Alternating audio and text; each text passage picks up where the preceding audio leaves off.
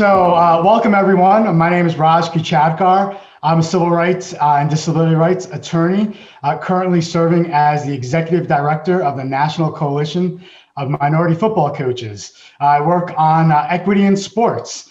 In addition, I am also a board member of the ARC Central Chesapeake region. And today I am with the president and CEO, Jonathon Rondeau, of the ARC. And I'm really excited about doing this interview. The ARC does amazing work, and just being with Jonathon for the last year on the board, working with him, I've just been in awe of all the things that we've been doing. So I'm really excited about this opportunity. Before we actually dive into what the ARC does, just wanted to ask Jonathon to take a minute or two to introduce himself. Sure. Thanks, Raj. Again, I'm Jonathon Rondeau, and for the last 3.5 years, I've been the president and CEO here at the ARC Central Chesapeake region. I think I approach our work and got into this work just like most of our professionals here as a direct support professional, working with people with disabilities. When I was 15, I started working at a summer camp for kids and adults with disabilities, and was my first experience, and it was transformative. My job was to make sure that their experience at summer camp was just like what I had as a kid. It sort of has made it my lifelong calling to make sure that there is equity and opportunity and access for people of all abilities to be able to live, work, recreate, worship, and do whatever they want in their life. And so I'm excited to bring that and to work with a talented team of board members and professionals here at the ARC to do just that. Great. And I've certainly seen your passion before. I will say, when you talk about how you started, it reminds me of Crip Camp. I don't know if you've seen that on Netflix, but for those watching, highly recommend that documentary. It is excellent. So now that we know a little bit about you, Jonathon, if you could just take a couple of minutes to tell us about the ARC and what the ARC does, that'd be great. Sure. So the ARC is part of a federated group of organizations across the United States. So every state in the U.S. has an ARC in it, but we all look and feel different. While we all support people with intellectual and developmental disabilities to access their communities, we all started differently, and we have different, slightly different ways that we do that. So this is our 60th anniversary. We were started in 1961, where a group of parents here in Anne Arundel County got together because they weren't happy with the lack of opportunities that were in their community or their school system. And so we started very much as an advocacy organization.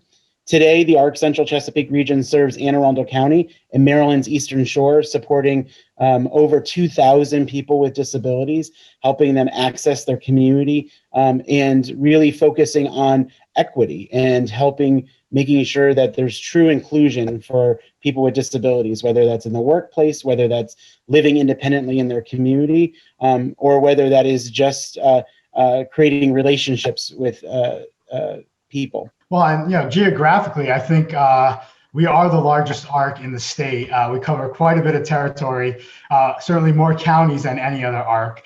And I'm sure that's been a little bit of a challenge. Can you talk about what that's been like and how the ARC has dealt with the challenges of covering so much of an area? So I think it all goes back to what we originally founded on, this idea that we want to make sure people have access to resources and services. And so while we've been in Anne Arundel County for 60 years, it's only been about 10 to 15 years that we've been on Maryland's Eastern Shore. And I think anyone who knows Maryland, they talk about Maryland as a whole being a miniature United States, and that is very much true.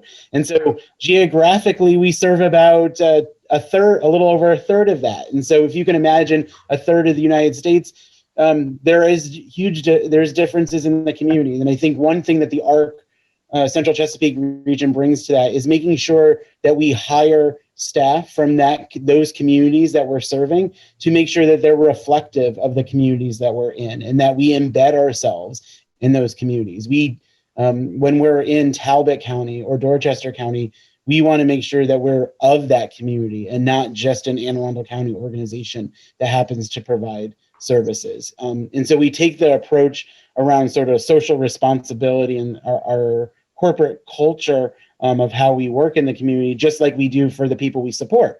We meet them where they're at, and that we support them in individualized and unique ways to be able to access their community, to be able to have a direct support professional that's reflective and that's going to help them reach their goals, whether it's someone who's going to help them get a job and help them stay on the job as a job coach, whether it's someone that's helping them find their first apartment and sign that lease, and then providing drop-in supports as they go, to providing, we support about 100 people, providing 24-hour support to them around that. And so that geographic piece about how we approach those differences comes somewhat natural to us, because that's how we provide those services. So yeah, I think the viewers are getting an appreciation of what the ARC provides, but what's the secret sauce? What separates the ARC's services? How is it different than other service providers?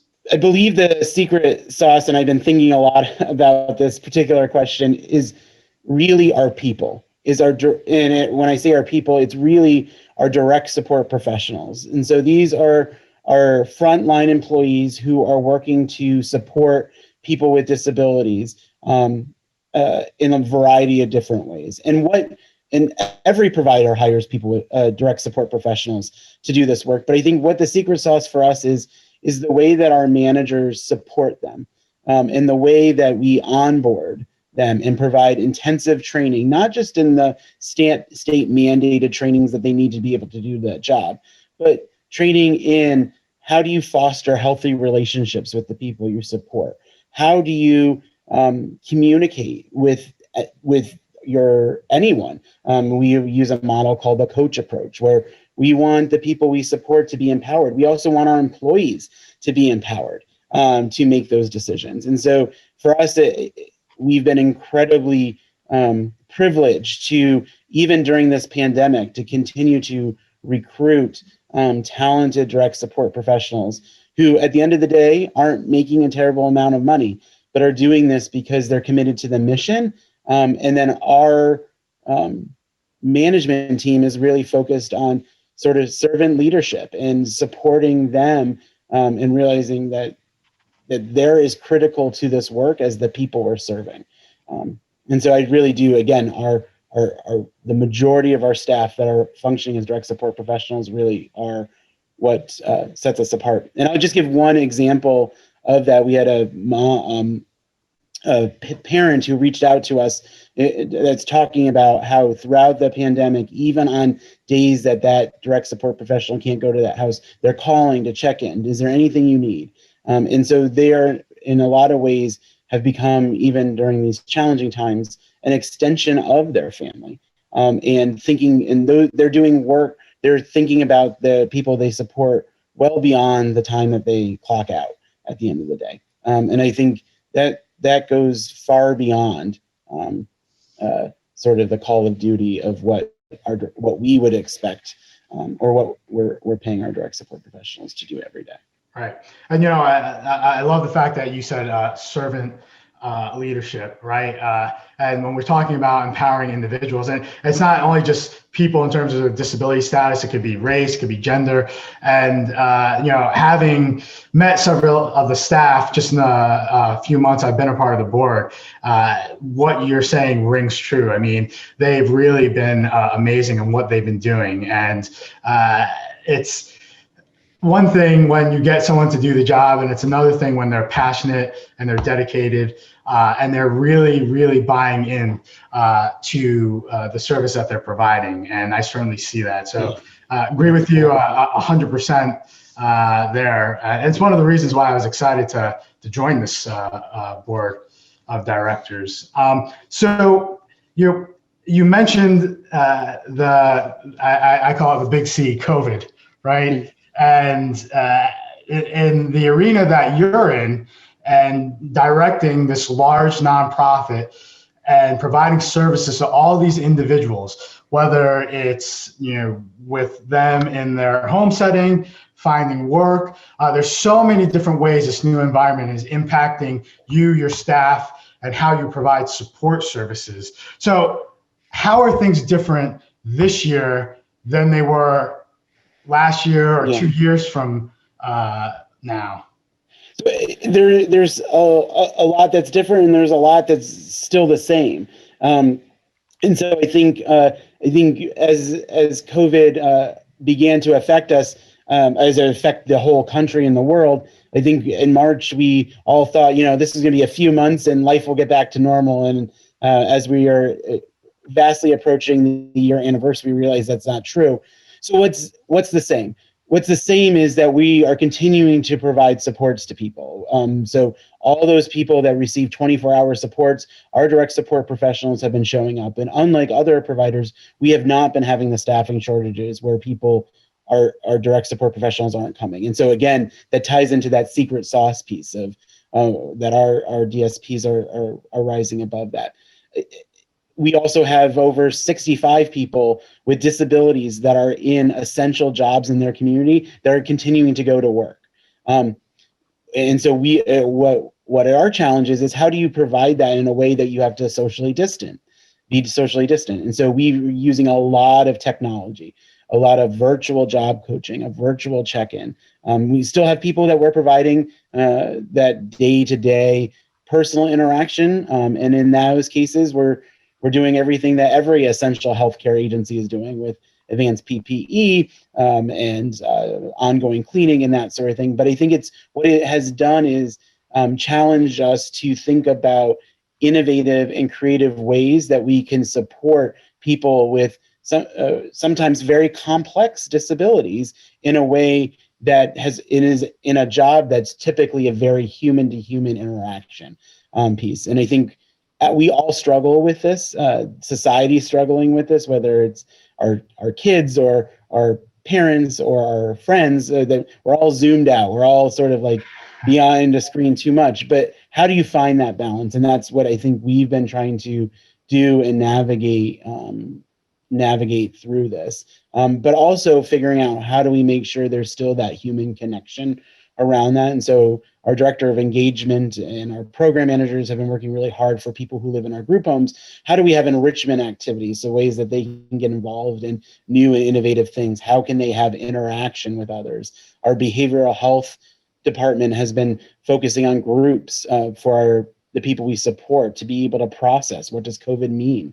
When you have an intellectual and developmental disability, oftentimes you don't process the same that someone that doesn't have that disability. And so if it's challenging for all of us, it's definitely challenging for them. So having a therapist and counselor be able to work with them, and then also to be able to do this in a group setting virtually so that they can start to realize, oh, there's someone I never met before, but they're having similar things, and how are they navigating this piece? So those things I think are what's changed us, and things that will probably live on beyond COVID around that idea around how do we sort of facilitate groups for people to be able to process and talk about things that are happening to them, good and bad. Thinking about in a lot of ways, our virtual job coaching has normalized job coaching, because a lot of times the only thing that differentiates a person with a disability working in a place of employment and someone without a disability often is the job coach. So this way they can video conference with someone while they're on a break. And most employees, that's what they're doing when they're on their break. They're on their phone. So that's no different than their other colleagues. And so we've gotten a lot of positive feedback from our people in our workforce development program who are working in those essential jobs, who said, I never want you to come back to my job. I want you to provide this support this way. And so those have been lessons for us to think about, how do we bring those to scale? How do we do that? But at the same time, I think we're all eager to get back to whatever the new normal is, and getting back to a place where we can have a little bit more interaction and a little bit more connection. Right. And, quite honestly, I think that new normal, it's there. We can see the light at the end of the tunnel, but we're still several months off. And what amazes me as a board member of the ARC is we get weekly updates from you, and I'm seeing how controlled our rates of exposure are, especially compared to the general population. And I think we need to give our blueprint to government, and especially considering all those services that the ARC is providing, these essential services where you're in close quarters, you're together, you're close, and to keep the rates negligible, and I'll use that. It has been amazing, and so, like I said, you might have to share that blueprint. And I know you and other board members have asked that question several times, and I think some of it is a little. I think some of it is a luck that falls into it, but I think other of it has to do with that there has been a lot of work over the last 3 years within our organization to build a culture of trust and support, and realizing that there's leadership at every level. So no job is more important. And so when we asked our DSPs to step up and realizing that our administrative and management staff can't come into the houses for health reasons to provide that support, or can't come onto sites, our DSPs, our direct support professionals, stepped up within that. And that when I'm asking them and sending new protocols, especially at the beginning, every other day or every week, based on what the CDC and the health department is saying, they implemented those. And I think the fact that they're following, wearing their masks while they're working and using personal protective equipment and following all those protocols, that is really what is keeping our numbers fairly low around that, as well as the board being supportive of our decision to pay our staff not to work, no questions asked, when they're having a symptom that could be COVID related. And that has, I think, in a lot of ways made people feel safe, that they don't have to hide their symptoms, that they can just call, no questions asked, to do that. And over 100 staff over the last 10 months have taken advantage of that. And I think that has facilitated where we are today. And I think it's really because you built this environment of trust where the board can easily vote and approve something like that. So, kudos to you and the organization. And as we wind down, certainly, I think we'll be appreciative and throwing that ticker tape parade on the final results. Yeah. And one of the things that obviously is going to be important in the coming months is getting that vaccine, and the staff and the individuals we're providing services to, and making sure that we can get to that new normal. Yes. As they say. So I want to just pivot just a little bit, and I want to talk about the ARC's history. As a rich history, you touched on a little bit about how it was formed, but can you just a little bit talk about the legacy of the ARC and what that means? One thing that makes us unique as an ARC chapter is the fact that we really focused on wanting to be focused on not being facility focused, meaning that we really believe that people, even in the 70s and 80s, that people should be fully integrated in their community. So we don't have a traditional day program that comes to a centralized center. We 15 years ago with state partners facilitated a program called Fiscal Management Services, where people with disabilities can take control of their budget for services and hire their own staff.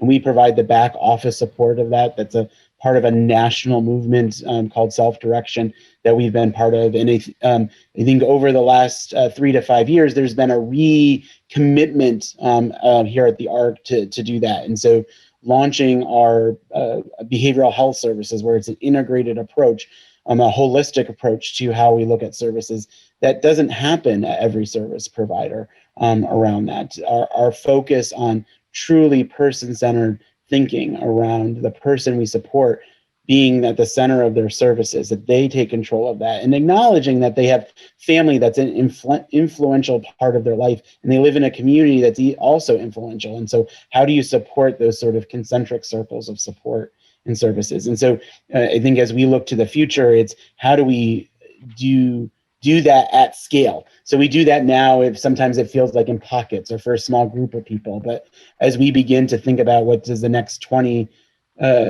or 10 years look like. It's how do we truly do that for the large number of people we support, not just in sort of these 15 people are involved in this program or these 50 people are involved in that program. And so, this next question I think is my most important question. And, we've touched on it obviously quite a bit, having talked for almost the last half an hour, but can you elaborate on equity and access? As a civil rights and disability rights attorney, 20 years ago, 25 years ago, I was using the word equality, inclusion, equity. People interchange them. Yeah.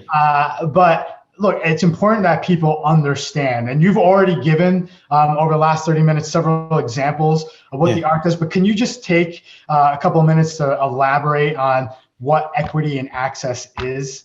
Sure. I think that's how people with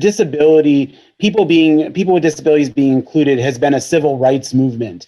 It's been sort of underpinned around other civil rights movements that are just as important in the United States, but it is very much that today people with disabilities are still the least likely to be fully included in their community when it comes to access to be able to lease or own a home, to showing up in the workforce, and employers being willing to hire them around that. And so for us, equity and access is creating a level playing field and providing the supports. That's where the ARC comes in, is to advocate for that equity and access, whether it's around healthcare during a pandemic, whether it's around people being able to reach for the job that they want, not the job that are just presented to them around that. And so our job is to, one, advocate for that, but also provide the supports to people with disabilities and their families to be able to help them access that.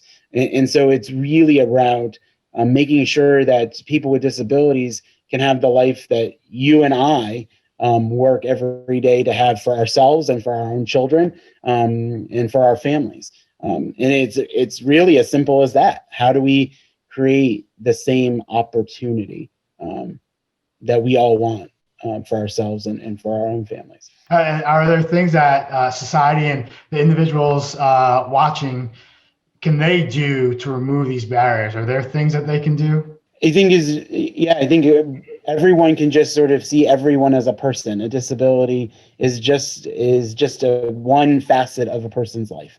And believe it or not, people probably are more acquainted to that than they're even aware of around that piece. And the ARC can help with that. We do disability inclusion talks for businesses, for communities, and you can visit our website, arccr.org, to learn more information or to have us partner with you in some way. Great. Well, I learned a lot, even as a board member, during this conversation. But I just finally want to kick it back to you and see if there's anything else you want our listeners to know about the ARC that I didn't touch on. I think you touched upon everything. I think that piece is around that, and I just encourage people to, if they're interested, learn more about what we do. We're always looking for people to be involved as employees, as volunteers, as donors, as potential board members. So I appreciate you bringing more awareness today to this, Raj. So thank you.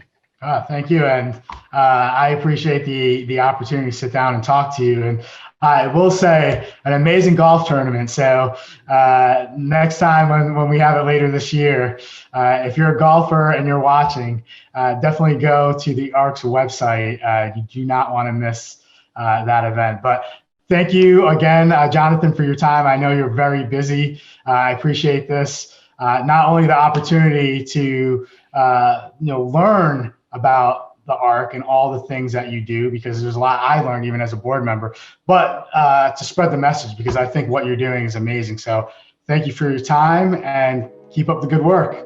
Thank you.